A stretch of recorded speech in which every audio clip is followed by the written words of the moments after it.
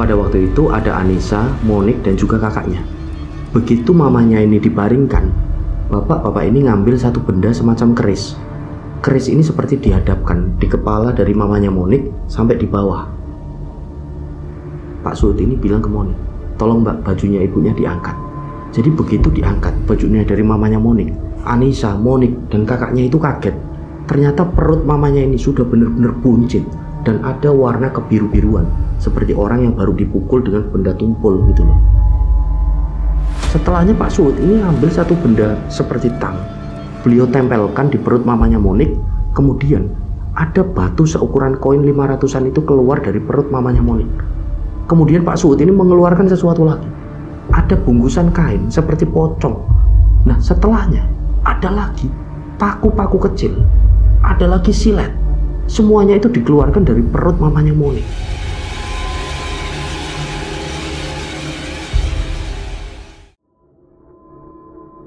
Bismillahirrahmanirrahim. Assalamualaikum warahmatullahi wabarakatuh. Apa kabar rencang semua? Semoga semuanya dalam keadaan sehat, selalu diberikan kelancaran dalam beraktivitas dan juga kelancaran rezeki. Kembali lagi berjumpa dengan saya Sukma Arga, dan alhamdulillah di video kali ini kembali saya akan bercerita tentang satu kisah mistis yang berkaitan dengan santet. Nah, buat rencang semua yang menonton tayangan kali ini dan belum subscribe, yuk subscribe dulu dan jangan lupa untuk klik notifikasi loncengnya. Tentunya agar channel ini semakin berkembang dan saya semakin bersemangat lagi dalam membagikan cerita-cerita terbaru. Dan semoga amal kebaikan rencang semua dibalas sesuatu yang lebih besar dan berlipat-lipat oleh Allah Subhanahu wa taala. Amin. Baik, tanpa berlama-lama, pasang headphone masing-masing dan tetap waspada sekeliling Anda.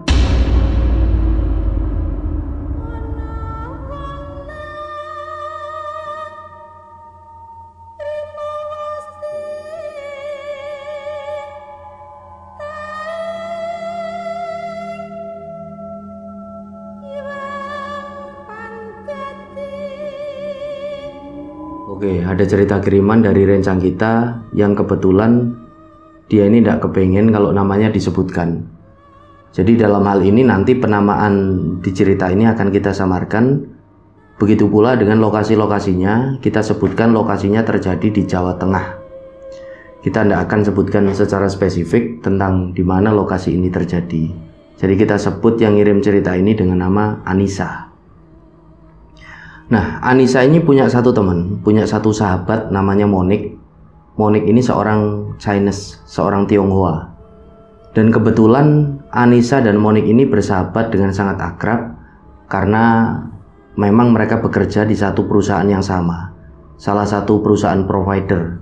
Jadi seperti perusahaan yang bergerak dalam jasa layanan teknologi gitulah. Dan perusahaan itu cukup terkenal di Indonesia. Jadi mereka berdua ini berkarir di situ sampai pada akhirnya mereka ini berdua naik jabatan secara bersama-sama. Nah, setelah naik jabatan, mereka ini pun dipindah tugaskan. Dan waktu itu Monik ini ditempatkan di pusat kota.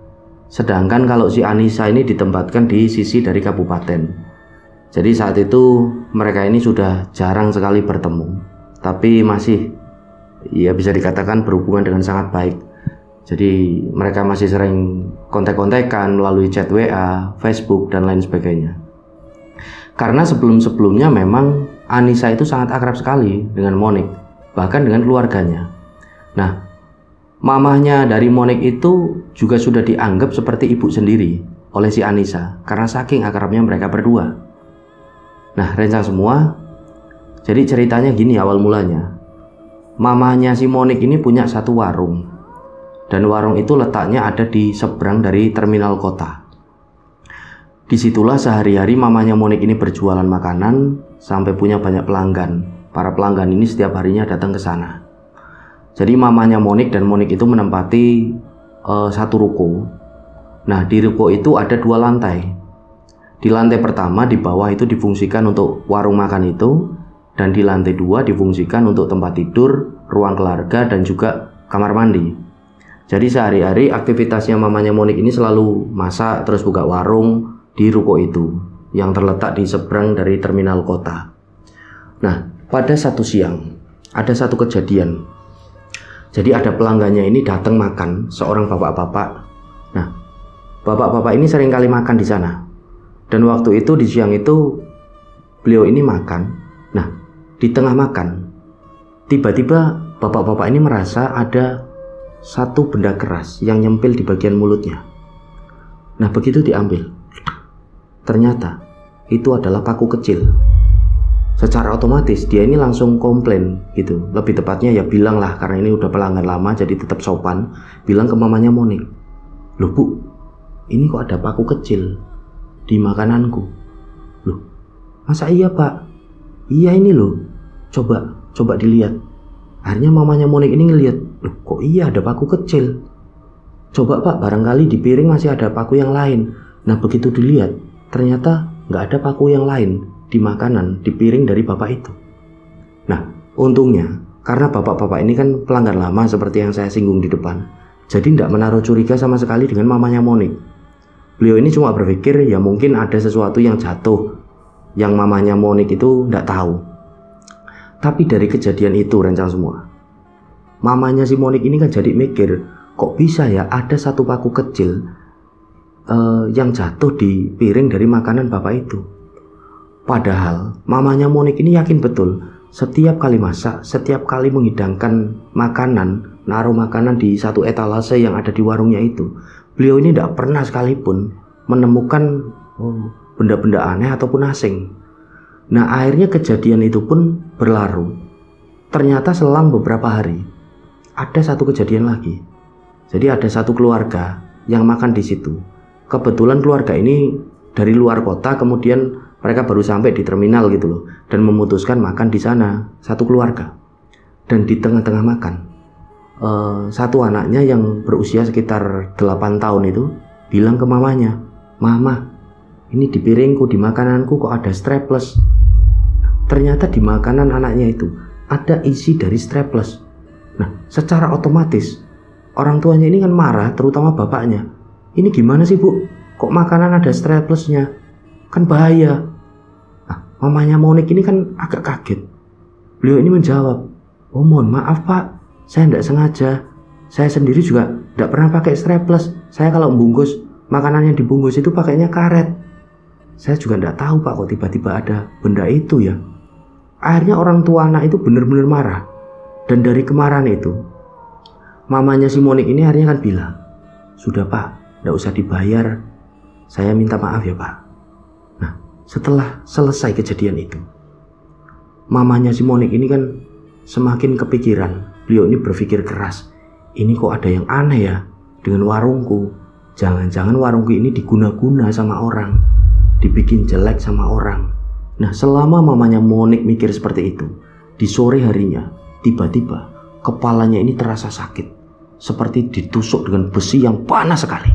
Sampai-sampai saking sakitnya, mamahnya Monik ini sampai jatuh karena menahan rasa sakit itu. Terus tiba-tiba sakit itu hilang dengan sendirinya. Dan tidak lama kemudian pindah di bagian perut. Jadi perut ini rasanya seperti ditusuk-tusuk dengan besi yang sangat panas. Dan sakitnya ini benar-benar luar biasa. Sampai-sampai mamanya Monik ini tersungkur ke bawah. Dan karena di situ tidak ada orang, jadi sampai sore hari itu, sampai warung tutup, mamanya Monik ini sendirian sambil nahan rasa sakitnya di bagian perut, kadang pindah di kepala.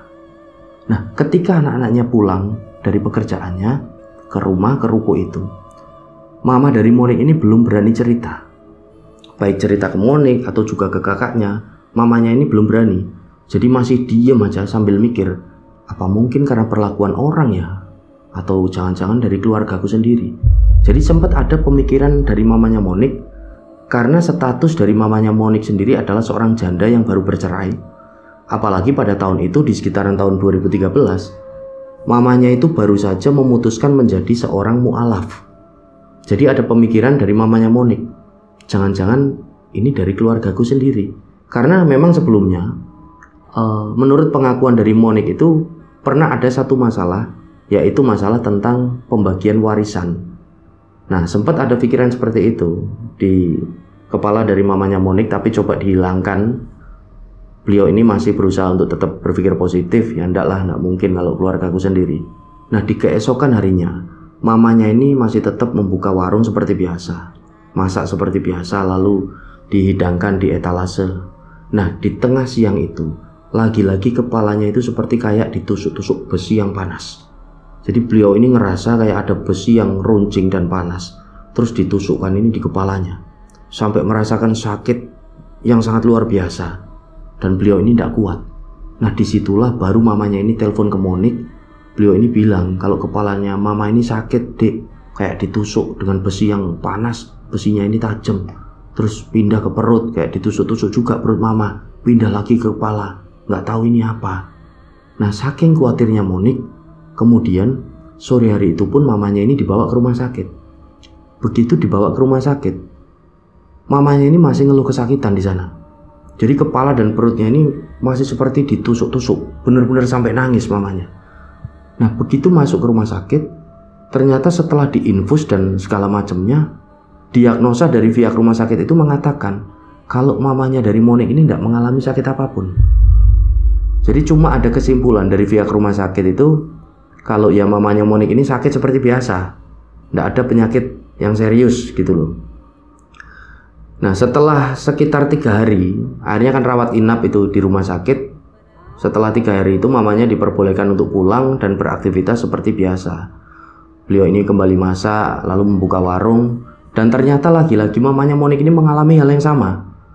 Jadi pada waktu beraktivitas, dia bawa masakan itu menuju ke etalase, tiba-tiba perutnya ini seperti ditusuk lagi dengan besi yang panas. Wah, dan beliau ini sampai terjatuh gitu loh, walaupun sudah berusaha menahan rasa sakit itu, dan makanannya sedang dibawa itu sampai jatuh gelombrang.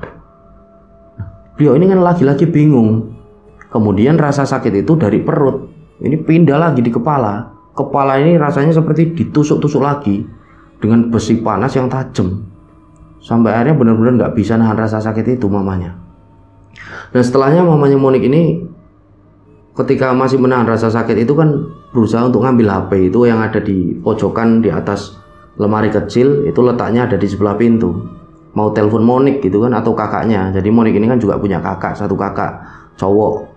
Nah tiba-tiba dari balik pintu yang ada di sebelah dari meja yang untuk naruh HP itu, mamanya ini melihat ada satu perempuan. Perempuan ini pakai gaun berwarna merah, dan gaunnya ini nampak compang-camping dan kotor. Apalagi mukanya ini seperti, mohon maaf, seperti orang gila.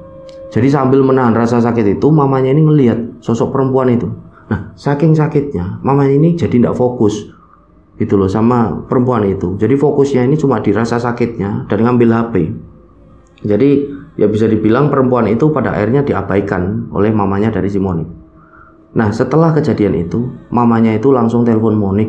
Beliau ini bilang, dek, mama ini sakit, sakitnya ini sama kayak kemarin-kemarin, kayak ditusuk-tusuk lagi. Oh ya udah mah, mama di rumah aja dulu, warung ditutup aja. Nanti aku tak coba telepon Anissa, temanku itu loh, tak minta tolong aku. Nah sore itu juga Monik ini telepon ke Anissa. Dia bilang kalau mamanya mengalami gangguan seperti ini. Kamu bisa nggak Sa, kalau ntar malam ini pulang kerja kamu ke rumahku, kamu baca-bacain doa atau gimana lah. Nah statusnya, sekedar untuk informasi, statusnya si Monik sendiri ini masih belum mualaf pada waktu itu. Makanya dia minta tolong ke Anissa supaya di rumahnya itu Anissa bisa ngaji dan nemenin mamanya sampai tertidur. Karena setiap malam pengakuan dari Monik itu, mamanya ini seringkali gelisah dan tidak bisa tidur sampai pagi hari. Dan wajahnya ini benar-benar kumel, kayak ya benar-benar orang yang lagi banyak pikiran gitu loh. Dan malam itu pun Anissa ini langsung menuju ke rumah dari si Monik. Nah begitu ngelihat dari mamanya Monik yang posisinya lagi nahan rasa sakit itu, di situ Anissa ini langsung setelahnya berwudu, dia mulai membacakan doa, dia buka Al-Quran, dia ngaji di situ. Dan selama ngaji, ternyata di bawah itu terdengar banyak sekali suara benda-benda ini yang berjatuhan gitu. Glondang, duar. Itu suaranya di bawah, di lantai bawah. Karena posisi kamar ini kan ada di lantai 2 di atas. Nah, waktu itu Monik ini langsung turun, bergegas turun dia. Ngecek, ternyata di situ banyak sekali barang-barang yang jatuh di lantai. Apalagi kursi-kursi dari warung itu yang tadinya ya sudah tertata rapi, ini seperti dibongkar oleh seseorang. Padahal di situ tidak ada siapapun kecuali mereka bertiga. Karena kondisinya kakaknya dari Monik itu juga belum pulang waktu itu.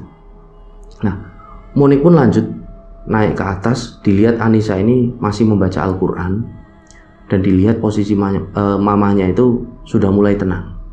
Mamanya sudah mulai bisa tertidur, Dan tidak lama setelah itu Anissa pun selesai baca Quran dan mereka pun tidur. Monik dan Anissa itu tidur. Di keesokan harinya Anissa kembali ke kos-kosannya. Jadi jarak kos-kosan Anissa menuju ke rumah Monik itu sekitaran 20 km, jadi agak jauh juga. Setelah itu Anissa kembali menghubungi Monik. Jadi Anissa ini tanya gitulah sama Monik, "Mon, gimana Mon, mamahmu? Udah baikan, udah mendingan?" "Oh ya udah, makasih Sa." Dan Anissa pun merasa lega gitu kan dengar kabar yang disampaikan oleh si Monik. Hari pun berlalu sampai sekitar 1 minggu kemudian Monik ini ngabari lagi, "Sa, mamaku sakit lagi. Mama ini bilang kalau perutnya ini kok seperti ditusuk-tusuk. Kamu bisa ndak nanti malam kesini bacain Quran lagi kayak kemarin itu loh." "Oh iya, nanti aku pulang jam 8 malam. Nanti aku tak langsung meluncur ya. Nanti kamu tak telepon dulu sebelum aku meluncur." "Oh iya Sa, makasih yo Sa." "Ya sama-sama." Nah, malam itu di jam 8 ketika Anissa ini baru pulang dari kerja itu, Anissa ini coba memastikan lagi ke Monik, "Malam ini jadi nggak aku ini ke sana?" Karena jaraknya kan lumayan jauh, sekitaran 20 km. Jadi ya dipastikan lagi sama Anissa. Dan begitu ditelepon, si Monik ini nggak ngangkat teleponnya. Nah, khawatirnya Anissa itu kan jangan-jangan nanti pas aku ke sana nggak jadi, udah jauh-jauh. Tak telepon dulu lah. Tapi kok nggak diangkat ya?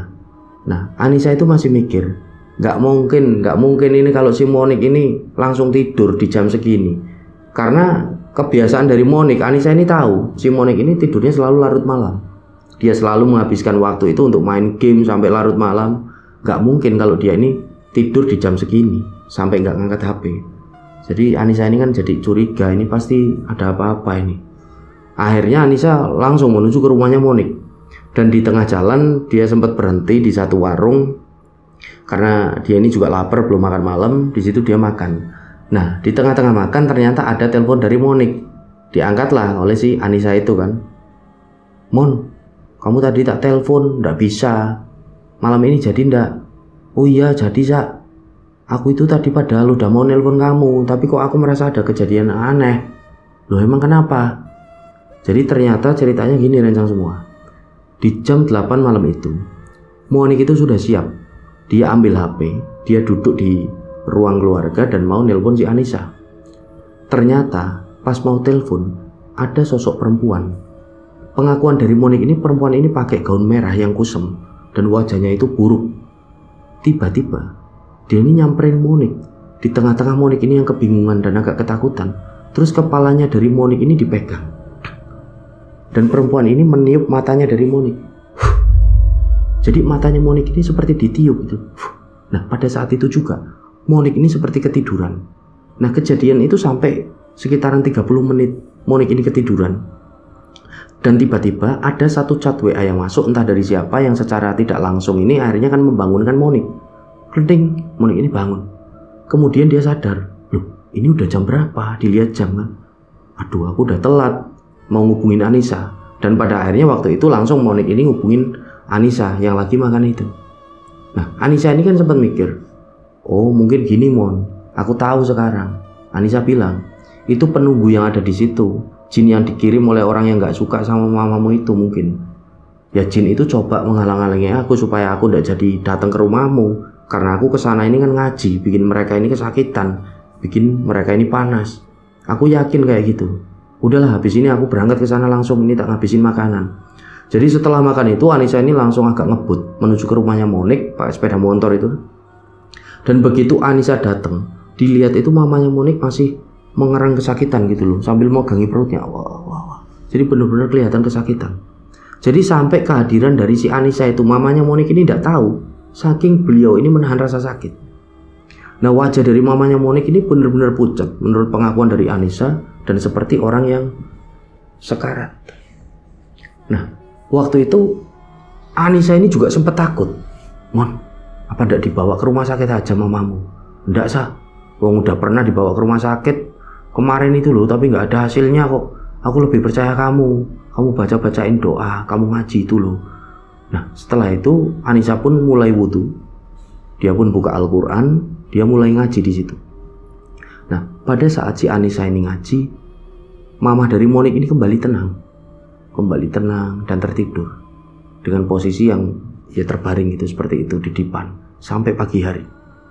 Nah akhirnya di pagi hari Anissa pulang ke kosannya dan kejadian ini pun tidak pernah terjadi lagi sampai sekitar 1 bulan. Ternyata ada satu kejadian lagi. Pada waktu itu mamanya Monik ini lagi ada di dalam kamar. Kebetulan waktu itu warungnya tutup. Mamanya lagi di atas sambil nahan perutnya itu yang kesakitan, seperti yang kemarin-kemarin itu lagi terjadi lagi, seperti ditusuk-tusuk lagi. Waktu itu sekitaran menjelang maghrib. Jadi hari ini sudah mulai gelap. Mamanya itu dengar kalau ada yang memanggil mamanya ini dari arah luar. Karena posisi mamanya ini ada di dalam kamar gitu. Jadi di luar kamar itu adalah ruang keluarga dan langsung menghadap ke teras di lantai 2 itu. Nah, mamanya ini mendengar dengan sayup-sayup seperti ada yang memanggil, "Sini, sini." Kok ada yang manggil? Sedangkan di lantai 2 itu tidak ada siapapun, kecuali di lantai bawah ada anaknya yang pertama, kakaknya Monik. Nah, begitu mamanya ini dengar ada suara yang manggil, "Sini, sini." Mamanya Monik ini beranjak dari tempat tidur. Dia bukakan sedikit pintu kamar untuk ngintip. Di situ, mamanya ini melihat ada perempuan yang pernah dilihatnya ketika di warung. Perempuan dengan gaun berwarna merah itu compang-camping, rambutnya panjang acak-acakan, seperti orang gila. Dan lingkar dari mata perempuan itu hitam semuanya. Perempuan ini duduk meringkuk itu sambil manggil, "Sini, sini." Sambil menahan rasa sakit, mamanya Monik ini memberanikan diri untuk mendekati gitu kan. Nah ketika sudah dekat, sakit di perutnya ini udah tidak kerasa. Udah kerasa sakit. Tapi begitu mamanya Monik ini sadar kalau yang dilihat itu adalah sosok yang menyeramkan, beliau ini mundur lagi gitu kan. Itu apa? Dan begitu menjauh dari sosok perempuan itu, sakit di perutnya itu terasa lagi. Nah perempuan ini tetap duduk meringkuk dan manggil, "Sini, sini." Kemudian perempuan ini pada akhirnya berdiri, nampak ini marah dan manggil lagi, "Sini, sini." Nah pada saat itulah mamanya Monik ini langsung teriak karena saking kagetnya. Wah, beliau ini teriak-teriak ke anak pertamanya yang lagi ada di bawah. Kak, ke atas kak, cepet ke atas." Nah kakaknya Monik ini langsung naik, tergopoh-gopoh. "Kenapa mah, kenapa? Di sini tadi ada perempuan nyeremin barusan. Coba kamu lihat di luar teras atas itu loh, barusan lari ke situ." Nah kakaknya Monik ini ngelihat ke teras dari luar itu di atas. Ternyata tidak ada siapa-siapa. Jadi yang bisa melihat itu cuma mamanya. Nah saat itu juga kakaknya Monik ini kan langsung telepon Monik. "Dek, kamu pulang dek. Ini benar-benar ada yang aneh dengan mama. Mama itu loh baru aja dilihatin perempuan nyeremin katanya. Dan perutnya ini kerasa sakit lagi." Nah akhirnya Monik ini telepon ke Anissa. Anissa ini bilang, "Ya sudah kalau gitu dibawa ke rumah sakit aja Mon." Tapi Monik itu tetap bersikeras kalau tidak mau ke rumah sakit. "Udah Sa, mamaku tak bawa ke pengobatan alternatif aja. Aku ini dibilangin sama teman kantor ada bapak-bapak yang bisa menangani hal seperti ini." Nah singkat cerita, Monik dan Anissa janjian untuk ketemu di rumahnya si Monik. Sampai pada akhirnya begitu mereka berdua ini sampai di sekitaran jam 8 malam itu, mereka berangkat ke tempat yang dituju. Kakaknya si Monik juga ikut. Dia ini yang nyetir mobil. Mobil ini dipinjam dari tetangga dari ruko sebelah. Kemudian mereka berangkat berempat dan jaraknya sekitaran 12 kilometeran dari rumah Monik sampai di tempat yang dituju. Tempat dari bapak-bapak itu yang katanya bisa nyembuhin. Nah begitu sampai di rumah bapak-bapak ini, rumahnya itu ya nampak seperti biasa rencang semua, seperti rumah orang-orang pada umumnya gitulah. Dalam artian rumahnya itu tidak seperti rumah orang-orang pintar atau seperti rumah dukun gitulah. Rumahnya itu biasa. Kemudian bapak-bapak ini keluar. Beliau ini pakai peci hitam, pakai baju batik dan pakai celana panjang berwarna hitam. Kemudian mempersilahkan mereka masuk. Begitu masuk di rumahnya, ya rumahnya itu seperti biasa. Tidak ada aksesoris apapun yang menyeramkan sama sekali. Itu tidak ada sama sekali. Disitulah kemudian Monik ini cerita tentang mamanya, tentang pengalaman yang dialami mamanya ketika di warung, ketika perutnya sakit, seperti rasanya ditusuk-tusuk dengan besi yang panas sampai ini menjalar ke bagian kepala. Terus pada akhirnya bapak-bapak ini bilang, "Ya sudah mbak, itu diturunkan mamanya, lalu ditidurkan di sebelah sini." Dan di situ ada satu kasur. Setelahnya mamanya ini dibaringkan di situ. Nah pada waktu itu ada Anissa, Monik dan juga kakaknya. Begitu mamanya ini dibaringkan, Bapak-bapak ini ngambil satu benda semacam keris.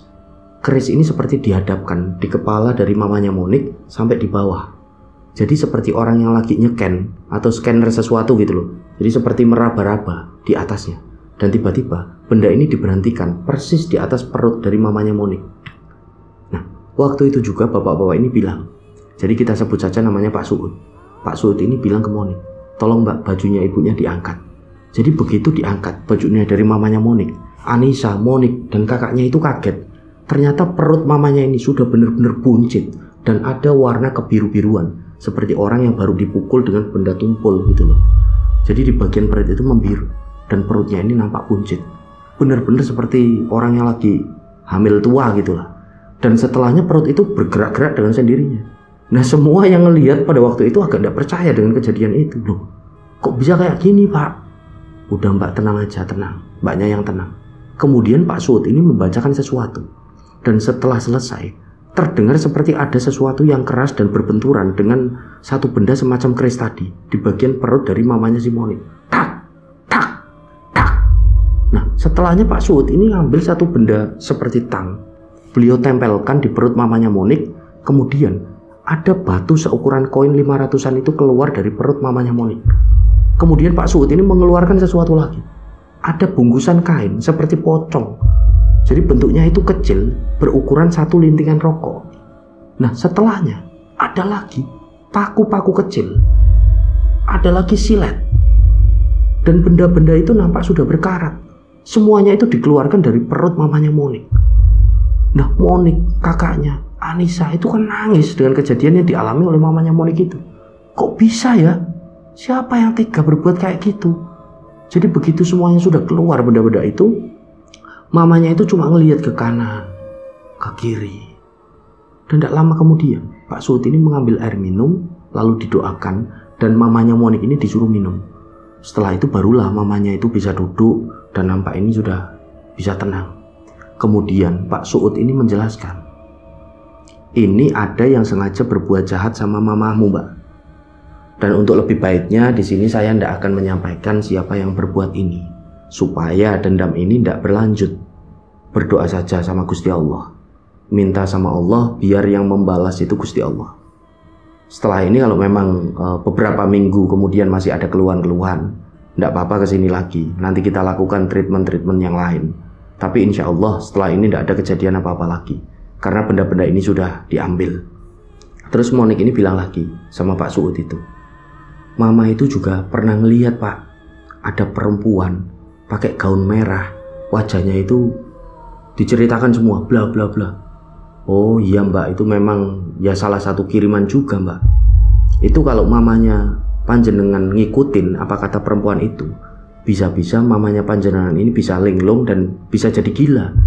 Nah untungnya alhamdulillah pada waktu itu mamanya panjenengan tidak ngikuti.